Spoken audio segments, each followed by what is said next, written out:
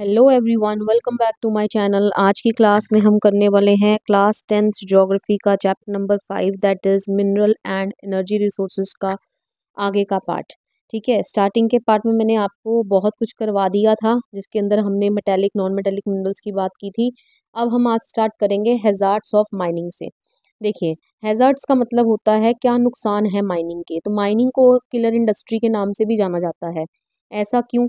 क्योंकि इसके दो हज़ार्ड्स हैं। First is health of the miners, जिसके ऊपर ये असर डालती है, and next is environment.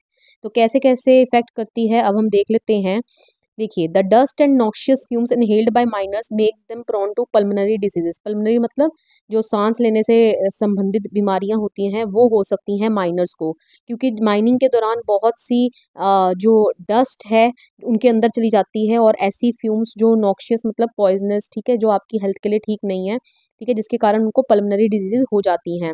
Next, risk of collapsing mine roots. ठीक है, आप माइन की आप गड्ढा ही खोद रहे हो ना, अर्थ के अंदर जा रहे हो माइनिंग करने के लिए, तो जो ऊपर की छत है उसका नीचे, क्योंकि देखिए ना, ये मान लीजिए आपने अर्थ के अंदर एक सुरंग टाइप बनाई और आप यहाँ माइनर्स चले गए। अब ये ऊपर की जो छत है ये नीचे कोलैप्स करने का डर है, ठीक है, और माइनर्स यहाँ मौजूद हैं, तो जब ये इनके ऊपर गिर जाएगी तो ये ultimately they die. Okay, inundation का खतरा रहता है। इनंडेशन का मतलब होता है कि यहाँ पर अगर पानी भर गया, ठीक है, किसी भी तरीके, क्योंकि अंडरग्राउंड वाटर भी आपको पता, माइनिंग करोगे नीचे तो क्या होता है, अर्थ के पानी होता है, ठीक है, या किसी भी और कारण की वजह से यहाँ पर इनंडेशन हो गया, मतलब कि पानी कलेक्ट हो गया, ठीक है, तो ये भागेंगे कहाँ, ठीक है, तो तब भी इनकी मौत हो सकती है। Okay, next, fire in coal mines. और अगर इन कोल माइंस में फायर लग गई, ठीक है, एक्सीडेंटली, तब भी जो माइनर्स हैं उनकी जान को क्या है, खतरा है। ओके, अब इन्वायरमेंट के लिए क्या नुकसानदायक है माइनिंग। ठीक है, mining contaminate water resources. Mining जो है वो वाटर रिसोर्सेज को कंटेमिनेट कर देती है, मतलब दूषित कर देती है, क्योंकि मैंने अभी आपको बताया कि माइनिंग में आप अर्थ की सतह को डग आउट करते हो और अंदर जाके आप जो मिनरल रिसोर्सेज हैं उनको एक्सट्रैक्ट करने की कोशिश करते हो, राइट।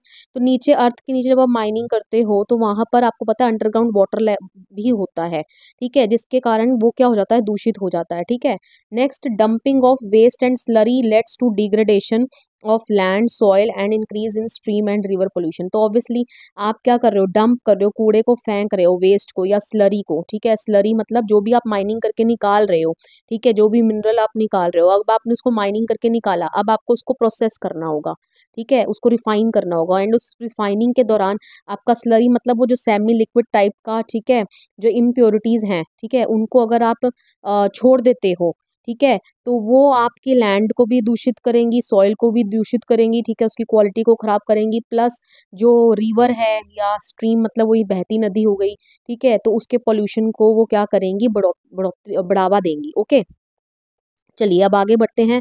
Conservation of minerals. ठीक है, हमें मिनरल्स को कंजर्व करने की क्या ज़रूरत है, वाई, यही क्वेश्चन आ जाता है पेपर में। ठीक है, तो अब इसके क्या रीजंस हैं। First of all, our entire industry and agriculture are dependent upon mineral deposits. ठीक है, अभी अभी हमने देखा जो हमारी जितनी भी इंडस्ट्रीज हैं, ठीक है, जैसे स्टील इंडस्ट्री हो गई, ठीक है, आयरन इंडस्ट्री हो गई, ओके, या एग्रीकल्चर हमारा हो गया, क्योंकि एग्रीकल्चर को भी आगे बढ़ने के लिए टूल्स चाहिए, ठीक है, मशीनरीज चाहिए। ओके, तो जितनी भी हमारी इंडस्ट्री है या एग्रीकल्चर है वो डिपेंडेंट है इन मिनरल डिपॉजिट्स के ऊपर, क्योंकि इन मिनरल्स को एक्सट्रैक्ट किया जाएगा, आयरन ओर में से आयरन को निकाला जाएगा, अब आयरन को प्योर किया जाएगा, वहां से लोहा बनेगा, और उसी लोहे की मदद से मशीनरी बनेगी जो एग्रीकल्चर मतलब कि फिर हम खेती बाड़ी में इस्तेमाल करेंगे, राइट। तो चाहे इंडस्ट्री हो चाहे एग्रीकल्चर हो, दोनों ही मिनरल डिपॉजिट के ऊपर क्या करती हैं, निर्भर करती हैं, and substances manufactured from them, और जो सब्सटेंसेज उनसे बनते हैं। Okay, and only 1% of earth crust, जो हमारी अर्थ क्रस्ट है उसका सिर्फ 1% जो है उनमें वर्केबल मिनरल डिपॉजिट पाए जाते हैं। ठीक है, मतलब कि वर्केबल मिनरल रिसोर्सेज मतलब जिनको हम एक्सट्रैक्ट कर सकते हैं, प्रॉफिटेबली यूज में लेकर आ सकते हैं।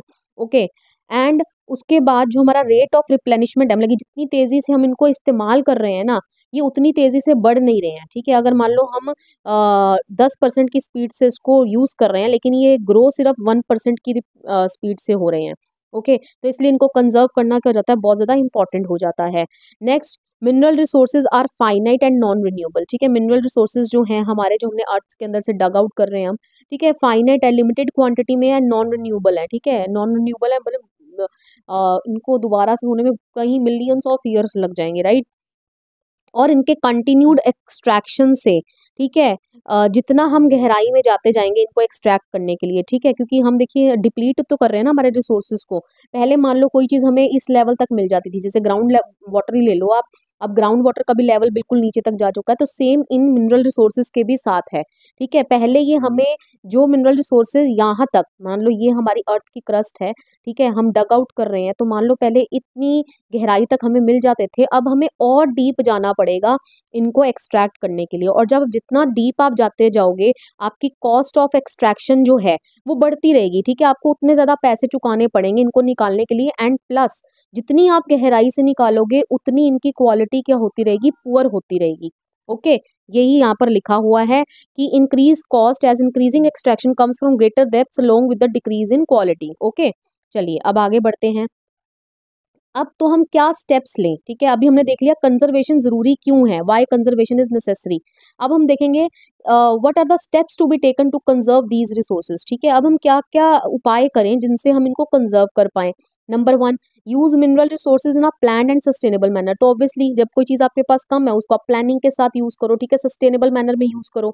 ओके, सस्टेनेबल मैनर आप जानते हो ना कि आगे वाली फ्यूचर जनरेशन के लिए भी आप छोड़ दो उसको। ओके, इम्प्रूव्ड टेक्नोलॉजी जो है वो डेवलप की जानी चाहिए ताकि हम लो ग्रेड क्वालिटी ओर्स को भी बहुत कम रेट में, मतलब कि बहुत कम कॉस्ट में, लागत में हम निकाल पाएं। ओके, रिसाइकलिंग करो मेटल्स का यूजिंग स्क्रैप मेटल्स, ठीक है, and other substitutes are steps in conserving mineral resources. Okay, तो ये सब स्टेप्स हैं जो हमने लेने हैं अपने रिसोर्सेज को कंजर्व करने के लिए। ओके, चलिए अब हम आगे बढ़ेंगे एनर्जी रिसोर्सेज की ओर। देखिए एनर्जी रिसोर्सेज मैंने आपको पहले ही बताया, दो तरीके के होते हैं, कन्वेंशनल एंड नॉन कन्वेंशनल। ठीक है, कन्वेंशनल को हम नॉन रिन्यूएबल रिसोर्सेज बोलते हैं। ठीक है, कन्वेंशनल मतलब ये ओल्ड तरीके हैं, हम इसको पहले से ही यूज करते आ रहे हैं, वेयर एज नॉन कन्वेंशनल जो है वो न्यूअर मेथड्स हैं। ठीक है, जो अभी हमने हाल फिलहाल में ही क्या करे हैं, कुछ समय पहले ही डेवलप करे हैं। ओके, तो ये जो ओल्ड तरीके हैं ये सारे नॉन रिन्यूएबल रिसोर्सेज के ऊपर डिपेंड करते हैं। ठीक है, ये क्या करते हैं और ये हमारे जो नॉन कन्वेंशनल होते हैं ये रिन्यूएबल सोर्सेज को यूज करते हैं। रिन्यूएबल रिसोर्सेज में आपके क्या आ जाते हैं, sun, wind, tidal, geothermal, biogas, atomic energy. Whereas non renewable में आपकी जो लक्कड़ हो गई, ठीक है, कैटल डंग केक हो गया, coal, petroleum, natural gas, electricity. Okay, ये सब आपके क्या है, नॉन रिन्यूएबल रिसोर्सेज हैं। ओके, अब आप खुद सोचिए जब आप रिन्यूएबल रिसोर्सेज का इस्तेमाल करेंगे तो ऑब्वियसली वो इको फ्रेंडली होंगे, जबकि जो आपके नॉन रिन्यूएबल रिसोर्सेज हैं ये क्या हैं, दे में कॉज पोल्यूशन। ठीक है, ये पोल्यूशन कॉज कर सकते हैं। ओके, एंड दूसरी बात ये है लिमिटेड क्वांटिटी में प्रेजेंट है। ठीक है, ओके, तो अब जो फायरवुड और कैटल डंग है ये रूरल एरियाज में क्या है, सबसे ज़्यादा इस्तेमाल किया जाता है। ओके, आपको ये ध्यान में रखना है। चलिए अब आगे बढ़ते हैं, कुछ कन्वेंशनल सोर्सेज ऑफ एनर्जी के बारे में बात कर लेते हैं। कन्वेंशनल मतलब क्या हो गया, नॉन रिन्यूएबल। ठीक है, जिनको रिन्यू में मिलियंस ऑफ ईयर्स लग जाएंगे, इसलिए इनको नॉन रिन्यूएबल की ही कैटेगरी में डाला जाता है। तो फर्स्ट इज कोल। ठीक है, कोयले के बारे में बात करेंगे। ठीक है, सब मोस्ट अबंडेंटली अवेलेबल है। ठीक है, सबसे ज़्यादा पाया जाता है हमारे अर्थ पर। ठीक है, यूज्ड फॉर पावर जनरेशन, इससे पावर जनरेशन की जाती है।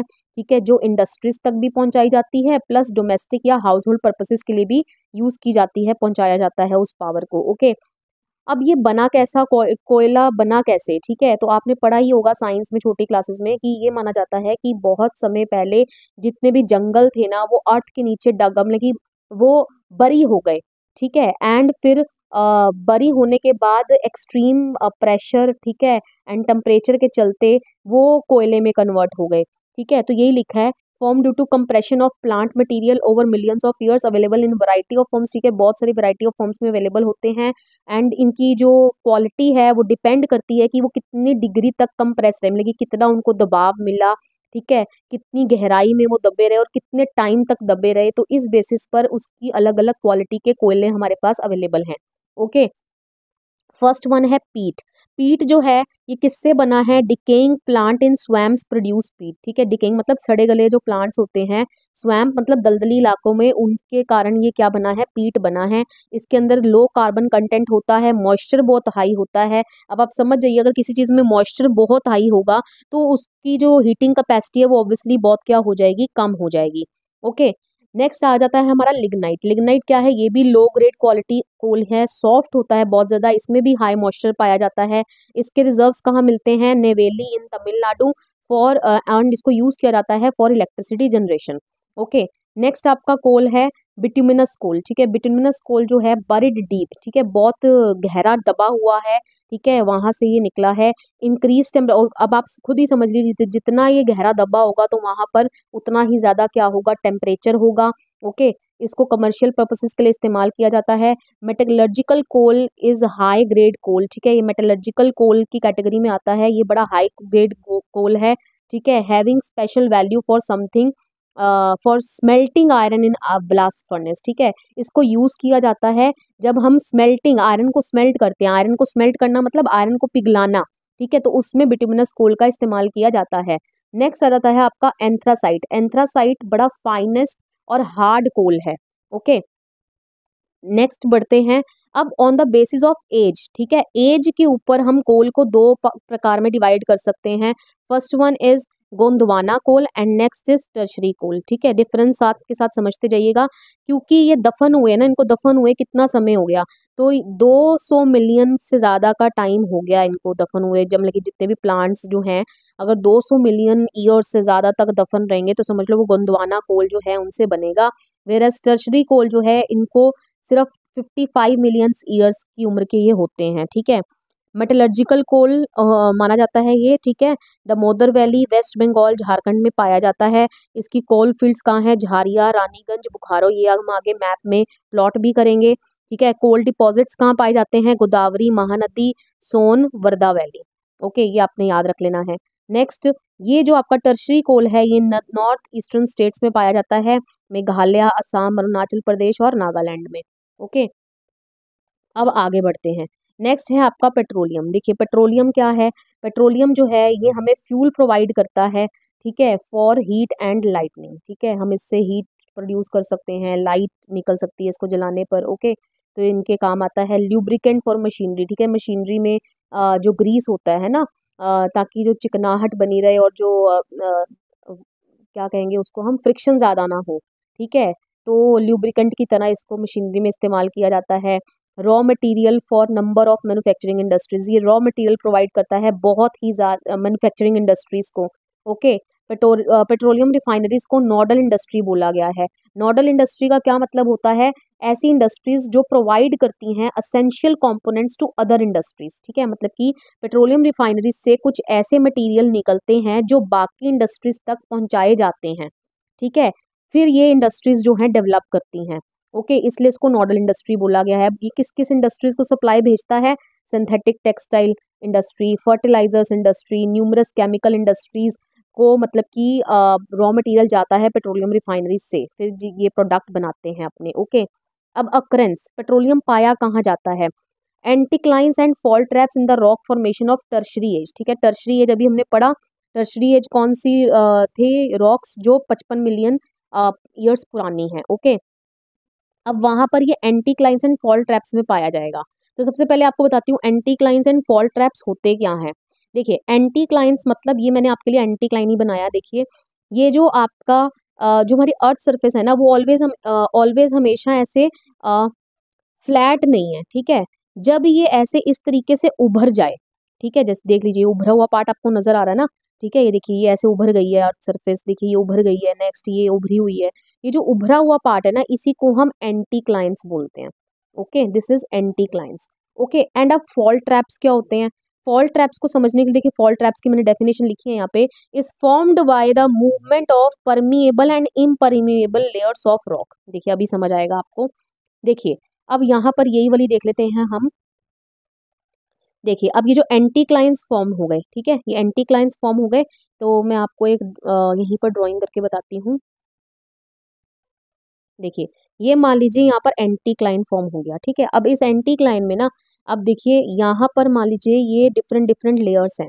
ओके, ये आपकी क्या है, नॉन पोरस रॉक है, नॉन पोरस रॉक। ये भी क्या है, नॉन पोरस रॉक, और ये आपकी पोरस रॉक है बीच में सेंटर वाली।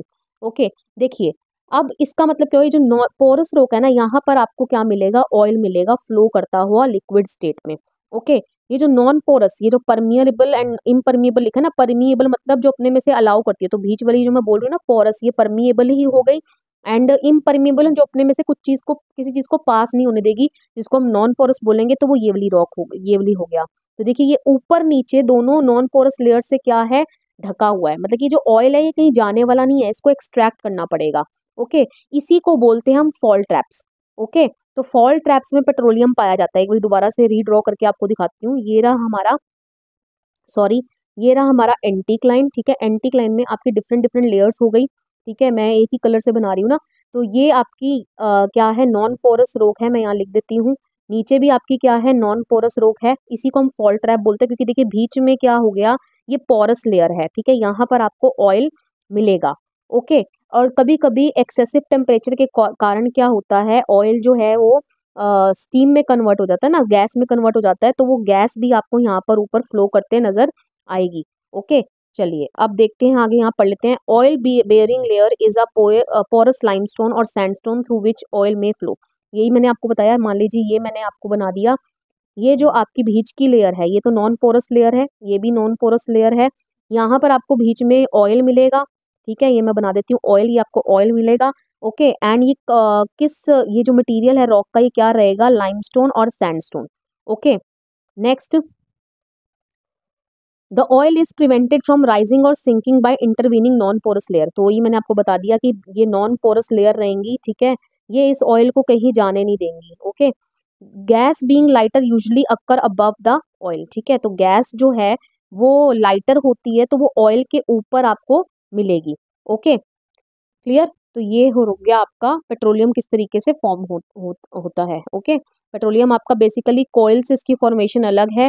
आपकी बुक में इतना लिखा नहीं हुआ, लेकिन छोटी क्लासेस में पढ़ाया जाता है। पेट्रोलियम आपका आपको सी बेड्स में मिलेगा। ठीक है, समुद्र के नीचे मिलता है, क्योंकि जो समुद्र में जितने भी आपके जीव जंतु होते हैं वो मर जाते हैं। ठीक है, वो क्या होते हैं कि जो सी की सरफेस है वहाँ पर क्या होते रहते हैं, डेड, उनकी जो बॉडीज हैं वो क्या होती हैं, एक्यूमुलेट होती रहती हैं, एंड उनके ऊपर डिपॉजिट्स होते रहते हैं, जो कि वो फिर कन्वर्ट हो जाते हैं आगे ऑयल में। ओके, तो ये आपको इतना लिखना नहीं पड़ेगा, आपको बस ये याद रखना है कि पेट्रोलियम पाया जाता है फॉल ट्रैप्स में। ओके, चलिए अब आगे बढ़ते हैं। नेक्स्ट है आपका नेचुरल गैस। ठीक है, नेचुरल गैस जो होती है, इसमें लो कार्बन कंटेंट होता है। ठीक है, इसीलिए इसको क्लीनर एनर्जी रिसोर्स माना गया है, फाउंड इन एसोसिएशन विद और विदाउट पेट्रोलियम। ठीक है, कभी कभी तो अगर अकेले, वही मैंने आपको बताया ना, ये जो पोरस लेयर है, ठीक है, ये नॉन पोरस लेयर है, ये भी नॉन पोरस लेयर है, बीच में आपको हो सकता है पूरी ही नेचुरल गैस मिल जाए। ठीक है, या हो सकता है थोड़ा पेट्रोलियम हो, थोड़ी नेचुरल गैस हो। ठीक है, तो यही बोल रहा है कि ये इन एसोसिएशन विद और विदाउट पेट्रोलियम मिल सकती है हमें। Okay, it is considered environment friendly fuel है ये, इसको फ्यूल की तरह इस्तेमाल किया जाता है नंबर ऑफ इंडस्ट्रीज में। ठीक है, कहाँ कहाँ इसको यूज़ किया जाता है, पावर सेक्टर। ठीक है, पावर सेक्टर में इसको इलेक्ट्रिसिटी जनरेट करने के लिए यूज़ किया जाता है। इंडस्ट्रीज में इसको हीटिंग पर्पसेस के लिए इस्तेमाल किया जाता है नेचुरल गैस को। केमिकल, पेट्रोकेमिकल, फर्टिलाइजर इंडस्ट्री में इसको as a raw material use किया जाता है। ट्रांसपोर्ट और कुकिंग में इसको फ्यूल की तरह यूज़ किया जाता है, जिसको हम पीएनजी बोलते हैं, पाइप्ड नेचुरल गैस। अब आजकल आप देखते हैं ना, घरों में कई लोग सिलेंडर नहीं लेते, वहाँ पर गैस कनेक्शन आ गए हैं। ओके, इसके रिजर्व्स जो हैं वो कहाँ पाए जाते हैं, कृष्णा गोदावरी बेसिन में, मुंबई हाई में, गल्फ ऑफ कैम्बे में, अंडमान एंड निकोबार आइलैंड में। ठीक है, gas pipeline constructed by GAIL India. ठीक है, सबसे लार्जेस्ट पाइपलाइन, फर्स्ट 1700 किलोमीटर लंबी ये गैस पाइपलाइन है।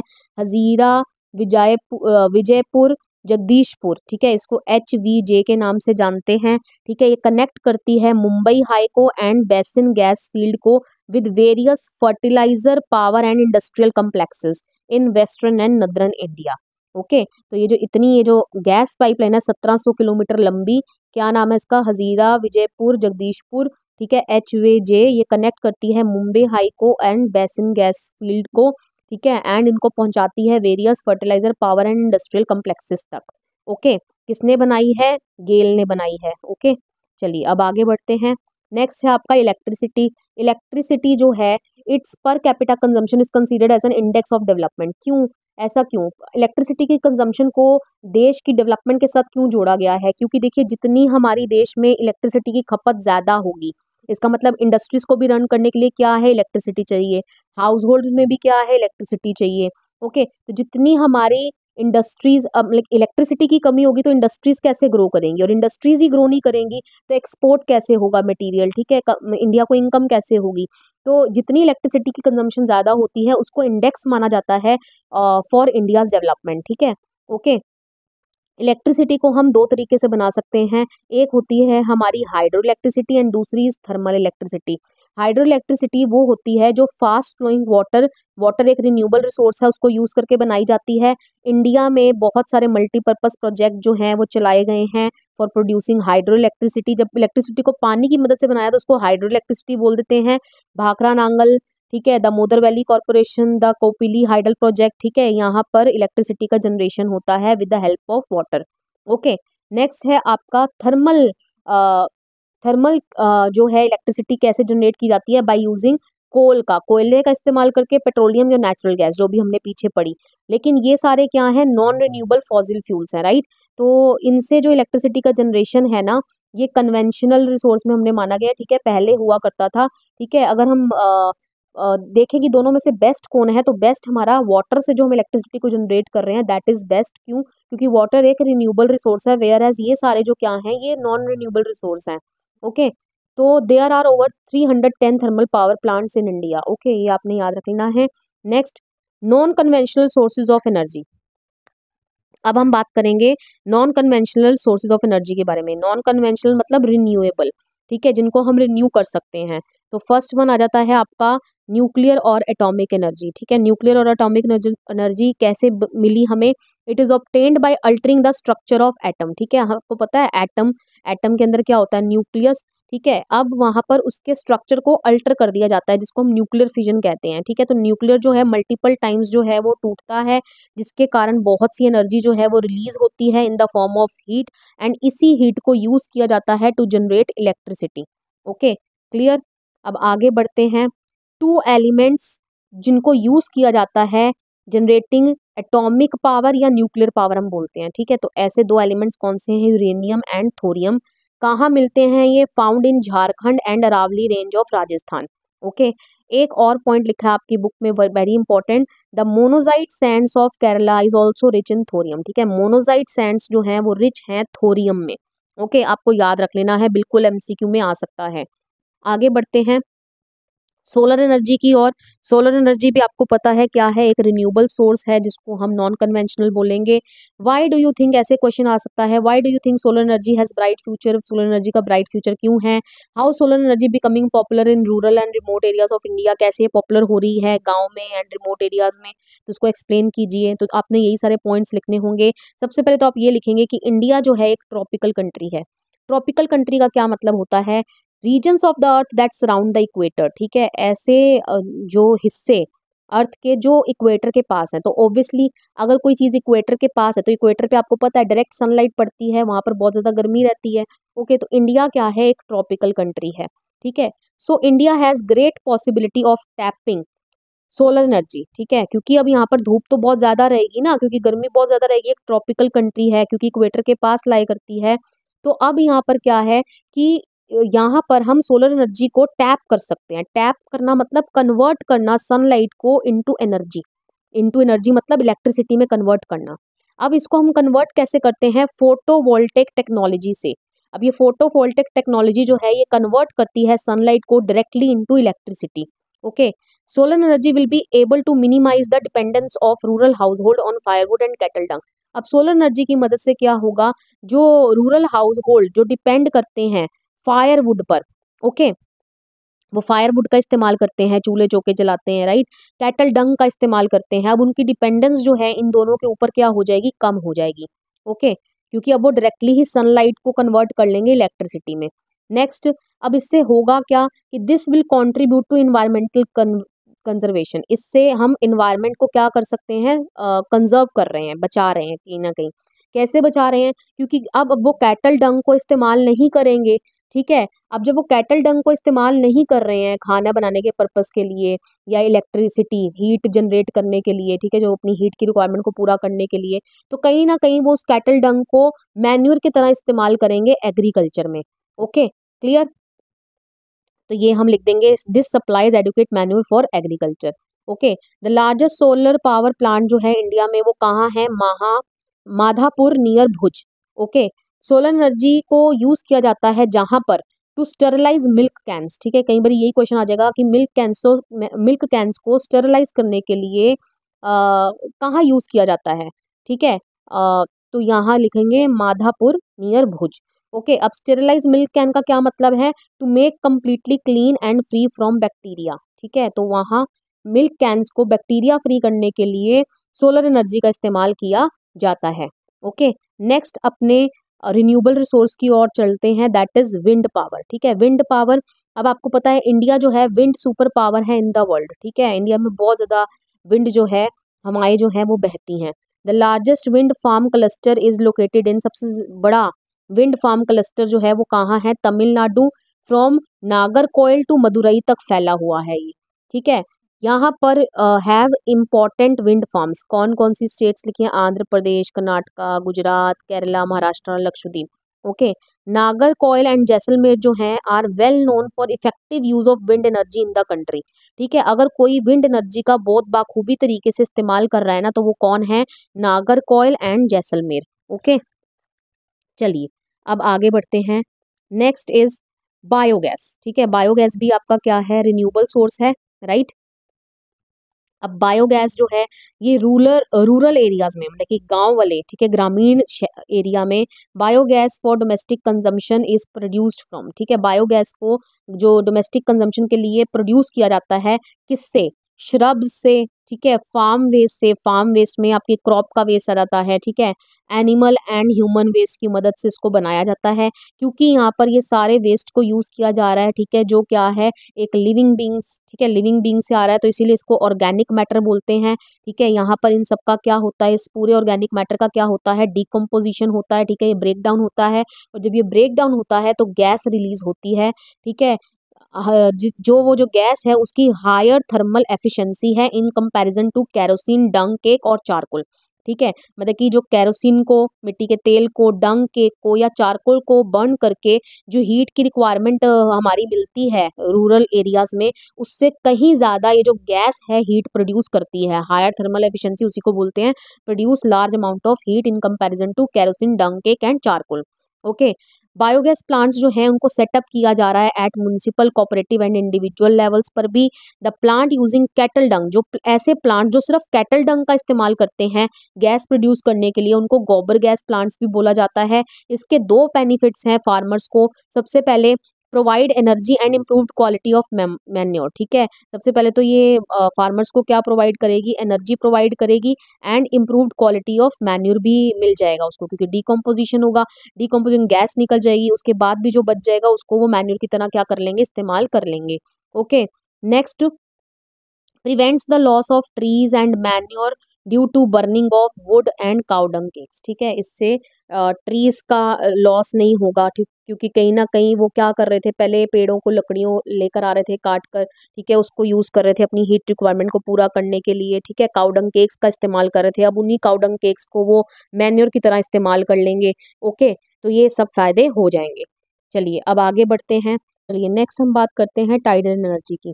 टाइडल एनर्जी ऐसी एनर्जी है जिसको हम ओशन टाइड्स की मदद से जनरेट करते हैं, यूज करते हैं टू जनरेट इलेक्ट्रिसिटी। ओके, जो समुद्र की लहरें हैं ना उनको इस्तेमाल किया जाएगा इलेक्ट्रिसिटी को जनरेट करने के लिए। ओके, अब होता क्या है, flood gates dams are built across inlets. ठीक है, सबसे पहले इनलेट समझ लेते हैं। देखिए, इन इंडिया कहाँ पाई जाती है, बनाई जाती है टाइडल एनर्जी, गल्फ ऑफ कंबात में, गल्फ ऑफ कच्छ में, जो कि गुजरात के वहाँ है। तो देख लीजिए, पहले इसकी लोकेशन हम देख लेते हैं। देखिए, मैंने आपके लिए यहाँ पर एक इमेज बनाई है। देखिए, ये रहा आपका गल्फ ऑफ कंबात और ये रहा आपका गल्फ ऑफ कच्छ। ठीक है, ये जो देखिए ये जो एरिया है ना इसको इनलेट बोला गया है। ठीक है, यहाँ पर ये जो एरिया है इसको इनलेट बोला गया है। अब होता क्या है यहाँ पर, पहले मैं आपको यहाँ समझा देती हूँ। यहाँ पर कुछ एक डैम टाइप कंस्ट्रक्ट कर दिया जाता है। अब जब हाई टाइड होंगी, ठीक है, जब हाई टाइड होंगी उस दौरान इन गेट्स को खोल दिया जाता है। ओके, जब इन गेट्स को खोला जाएगा तो यहाँ पर पानी क्या हो जाएगा, अंदर की तरफ को इनलेट्स में कलेक्ट हो जाएगा। ठीक है, और यहाँ पर टरबाइंस लगी होती हैं कहीं। ओके, जब वो पानी यहाँ से अंदर की ओर जाएगा इनलेट्स में भरा रहेगा। ठीक है, तो टरबाइन से होकर गुजरेगा।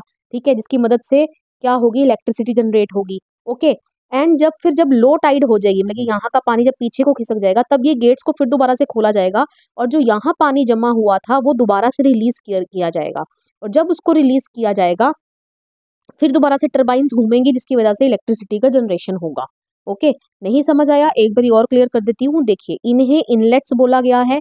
अब यहाँ पर कुछ डैम टाइप आप कंस्ट्रक्ट कर दोगे, ठीक है, वहां टरबाइन्स वगैरह लग जाएंगी, गेट को खोला जाएगा, हाई टाइड के दौरान गेट को खोला जाएगा, पानी एक बारी अंदर को जाएगा, ठीक है, और यहाँ कलेक्ट हो जाएगा, यहाँ गेट को क्लोज कर दिया जाएगा। और जब यहाँ लो टाइड होगी तो पानी को फिर दोबारा से रिलीज किया जाएगा, ठीक है, मतलब कि गेट खोला जाएगा, फिर दोबारा पानी रिलीज किया जाएगा, फिर दोबारा टरबाइन्स घूमेंगी, जिसके कारण इलेक्ट्रिसिटी जनरेट होगी। तो एक तरीके से पानी का एक बारी अंदर की तरफ मूवमेंट और एक बारी बाहर की तरफ छोड़ेंगे, इस तरीके से मूवमेंट होता है, जिसके कारण टरबाइन्स घूमती हैं और इलेक्ट्रिसिटी जनरेट होती हैं with the help of ocean tides. Okay, तो ये है आपकी टाइडल एनर्जी। ओके, ये इनको इनलेट्स बोला गया है, तभी गल्फ ऑफ कच्छ और गल्फ ऑफ खंबात में ही इसका जनरेशन होता है इलेक्ट्रिसिटी का। ओके, तो ये ही यहाँ पर लिखा हुआ है सारा, आप पढ़ लेना। ओके, नेक्स्ट आती है आपकी जियोथर्मल एनर्जी। जियोथर्मल एनर्जी जो है, it is produced by the heat from interior of the अर्थ। आपको पता है सबसे पहले क्या है हमारी, ये ऊपर क्या है, क्रस्ट, ठीक है, उसके बाद क्या आ जाती है, मेंटल, देन क्या आ जाती है, कोर। ओके, जितना जितना आप अंदर जाते रहोगे, जो अर्थ का टेम्परेचर है उतना क्या होता रहेगा, बढ़ता रहेगा। ओके, तो ये जो अर्थ के अंदर की गर्मी है ना, उसका इस्तेमाल करके जब इलेक्ट्रिसिटी प्रोड्यूस की जाती है, उसको बोलते हैं जियोथर्मल एनर्जी। ओके, अब यही लिखा है कि जितना हम अंदर जाते रहेंगे उतना ही इंक्रीजिंग डेप्थ पे अर्थ जो है उतना टेम्परेचर बढ़ता रहेगा। ओके, एंड अब आपको पता है, जैसे मान लीजिए ये रहा आपका क्रस्ट, ठीक है, देन मेंटल, देन कोर, ठीक है। अब ये जो अंदर की लेयर्स हैं, ठीक है, इनके आसपास जो पानी अवेलेबल है, ठीक है, क्योंकि यहाँ टेम्परेचर बहुत ज़्यादा है, तो वो जो पानी है आसपास का, क्योंकि अर्थ के अंदर तो क्या है, पानी है ना, अंडरग्राउंड वाटर, ठीक है, तो वो क्या हो जाएगा, गर्म हो जाएगा। और जब वो पानी गर्म हो जाएगा तो वो किस में बदल जाएगा, स्टीम में बदल जाएगा, और इसी स्टीम का इस्तेमाल किया जाएगा टू ड्राइव टर्बाइंस, ठीक है, और फिर क्या होगा, इलेक्ट्रिसिटी का जनरेशन किया जाएगा। ओके, तो इसको बोलते हैं जियोथर्मल एनर्जी। ओके, नेक्स्ट बढ़ते हैं हम। 2 experimental projects in India to harness geothermal energy. कहाँ कहाँ पर ये प्रोजेक्ट्स चलाए जाते हैं, Parvati valley near Manikaran in Himachal Pradesh, ठीक है, यहाँ पर जियोथर्मल एनर्जी से इलेक्ट्रिसिटी का जनरेशन होता है। Next, Puga valley in Ladakh. Okay, आपने याद कर लेना है। नेक्स्ट टॉपिक पर आ जाते हैं, जो लास्ट टॉपिक है इस चैप्टर का, that is conservation of energy resources, ठीक है। हमें अब ओवरऑल जितने भी हमारे सभी एनर्जी रिसोर्सेज जो हैं, पहले हमने पढ़ा था conservation of mineral resources. Okay, confuse नहीं होना, अब हम पढ़ेंगे कंजर्वेशन ऑफ एनर्जी रिसोर्सेज। अब हमने इनको क्यों कंजर्व करना है, इनको कंजर्व करने का, इनका संरक्षण करने की क्या जरूरत है। तो क्वेश्चन इस तरीके से आ रहा है कई बारी, energy saved is energy produced, justify the statement by giving any 6 measures to conserve energy resources. Okay, क्या आपने आंसर लिखना है, सबसे पहले आप लिखेंगे कि एनर्जी जो है वो बेसिक रिक्वायरमेंट है for economic development. Okay, every sector हमारे नेशनल इकोनॉमी का, चाहे वो एग्रीकल्चर हो, चाहे वो इंडस्ट्री हो, ट्रांसपोर्ट हो, कमर्शियल, डोमेस्टिक, इन सबको एनर्जी चाहिए फॉर इट्स ऑपरेशन, ठीक है, बिना एनर्जी के ये ऑपरेट नहीं कर सकते। Okay, energy needs of the country जो हैं वो बढ़ती जा रही हैं with the growth of economy. तो इसीलिए हमारा ये फर्ज बनता है कि हम अपने एनर्जी रिसोर्सेज को कंजर्व करेंगे, जो कि इन नीचे दिए हुए तरीकों से हम कर सकते हैं। Number 1, using public transport instead of individual vehicles, ठीक है, इंडिविजुअली ना जाकर आप पब्लिक ट्रांसपोर्ट का इस्तेमाल करें। Switching off electricity when not in use, ठीक है, समझ आई गया होगा आपको, इलेक्ट्रिसिटी को स्विच ऑफ कर देना है जब इस्तेमाल में नहीं है। यूजिंग पावर सेविंग डिवाइसेस, ठीक है, पावर सेविंग डिवाइसेस का आपने इस्तेमाल करना है जो बिजली की खपत कम करते हैं। यूजिंग नॉन कन्वेंशनल मतलब रिन्यूएबल सोर्सेज ऑफ एनर्जी का ज़्यादा से ज़्यादा आपने इस्तेमाल करना है। प्रमोशन ऑफ एनर्जी कंजर्वेशन, लोगों तक भी अवेयरनेस पहुंचानी है कि एनर्जी कंजर्वेशन की क्या ज़रूरत है। Okay, use less electrical appliances, ठीक है, इलेक्ट्रिकल अप्लाइंसेस का कम इस्तेमाल करना है। Using sunlight instead of artificial light, ठीक है, अगर दिन के समय सनलाइट अवेलेबल है तो घरों में लाइट्स ऑन करने की ज़रूरत नहीं है, क्योंकि वो आर्टिफिशियल लाइट है, वो एनर्जी कंज्यूम कर रही है, तो हमें एनर्जी को कंजर्व करना है। Okay, car pooling should be made compulsory, ठीक है, कार पूलिंग को कंपलसरी कर दिया जाए, ठीक है, ताकि पेट्रोल भी उससे क्या होगा, मेन सब मान लो अभी 5 लोग आपके घर के आसपास रहते हैं और सबने एक जगह पर ही जाना है, ठीक है, रास्ते में कहीं उतरना है, तो वो सब एक ही गाड़ी लेकर जा सकते हैं। जैसे डिसाइड कर लो कि हफ्ते में एक एक दिन सब गाड़ी अपनी लेकर जाएंगे, जिससे क्या होगा कि 5 गाड़ियाँ सड़क पर उतरने की बजाय सिर्फ एक ही गाड़ी का इस्तेमाल होगा। उससे भी हमारी एनर्जी क्या हो जाएगी, बच जाएगी। रिड्यूस, रिसाइकल एंड रीयूज तो आपने करना ही करना है। ओके, तो ये आपका कंजर्वेशन ऑफ एनर्जी रिसोर्सेज हो गया। नेक्स्ट इस चैप्टर का मैप वर्क आ जाता है। ये सारा मैप वर्क आपने इस चैप्टर में प्रिपेयर करना है, ठीक है, जो कि मैंने नीचे अटैच कर दिया है। ये मैं आपको समझाऊंगी नेक्स्ट वीडियो में। आई होप सो आपको चैप्टर समझ में आ गया होगा। वीडियो पसंद आया हो, वीडियो को लाइक करिएगा, शेयर करिएगा, कमेंट करके बताइएगा वीडियो आपको कैसा लगा। And don't forget to subscribe my channel. मिलेंगे नेक्स्ट वीडियो में। Till then bye bye.